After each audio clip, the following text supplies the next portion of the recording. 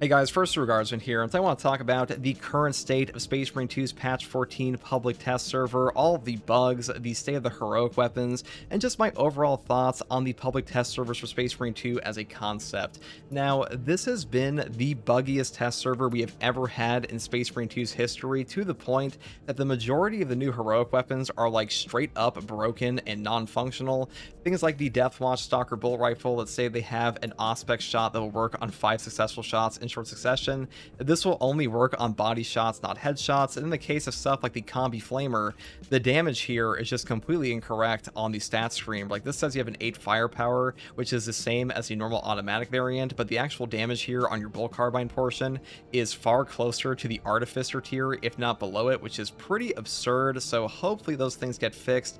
But when you have a public test server, the whole point is not just supposed to be bug fixes, it's supposed to be giving feedback for these weapon types, because when we drop these new heroics into the game, a lot of the times Saber will drop them like a super underpowered state. That way they don't have to nerf them later if they're overpowered, and they just buff them up instead, which is an overall good plan. But if we have a public test server like this, where like all the players on PC get a drop of the patch early before console players, I think that kind of actively takes away from the general experience of the patch for a lot of the people in the community. Because when you have a patch like patch 13 or patch 10 with the anniversary patch that has no public test server for it, you have a community that gets to work together to like discover different things about weapons. You have to learn things about the new heroics like as a general community, which feels way better. And just like as a content creator for the game, I have noticed the community reaction to things like patch 13, patch 10 was significantly improved from a lack of a PTS over things that have a PTS. Because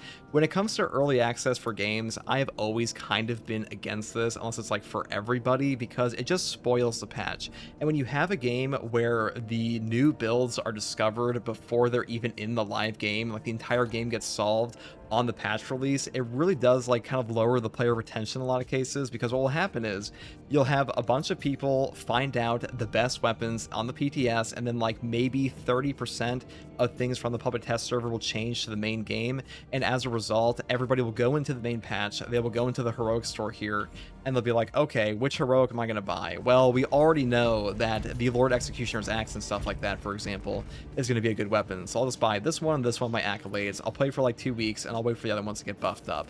But in the case of a patch 10 or a patch 13, where we just drop things like the White Scar's Chainsword and Carmine Axe or Heroic Plasma Pistol, everybody gets the patch on the same day. Everybody is trying out brand new weapons together, and as a result, the community is able to discover which one is best, collectively, which is way more fun for players. I think it's a really undervalued part of experiencing a new patch for a game like this, because that is what I enjoy in video games, to be honest. Maybe you disagree, but I've definitely noticed that players have a far more positive interaction with new heroic weapons when somebody hasn't just like statistically mapped out every single top tier option for them before the patch actually drops. In the case of this patch, half of these ones are like not even functional, like I mentioned before, where the heroic power sword effect on the Salamander's power sword is just straight up non-functional. And this brings me to another point I want to bring up, which is that if you're having a public test server for feedback, which is a pretty fair thing to do, having your weapons drop in the public test server non-functional makes it really difficult for your test players to actually tell you what's wrong with them. Because, if I'm playing with Salamander's power sword and the light attack damage increase is just not going off, what am I supposed to tell the devs other than like, can you please make the weapon work when it actually comes out? Because I'm not sure where the power level of some of these weapons lies currently, because all we can really tell in the case of some of them is their overall like vision for the weapon. Like the Stalker Bolt Rifle, it feels pretty fun to use. The Combi Flamer, I think, is a pretty good gun, but like until we have the proper representation of the heroic perk effects in game, it is hard for us to give proper feedback. Because the Salamander's power sword here not being just totally non-functional, it's just like I can't really tell them anything other than just change the perk effect, which is a pretty shitty way to give feedback in my opinion. And that's really what we're kind of left with here.